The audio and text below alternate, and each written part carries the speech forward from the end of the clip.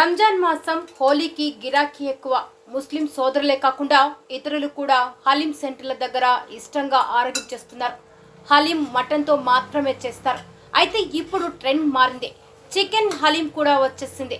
Mutton haleem అరకిలో 380 రూపాయలైతే chicken haleem అరకిలో 320 రూపాయలట.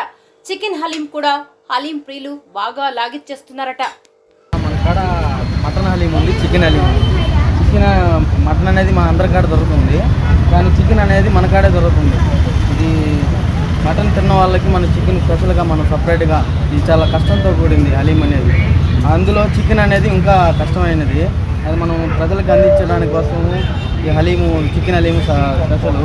ఇంకోటి ఏంటంటే మనం కుండలో ఇస్తున్నాం, ప్లాస్టిక్ లేకుండా కుండలో అందిస్తున్నాం. మనం అది బకెట్ కూడా ఇస్తున్నాం.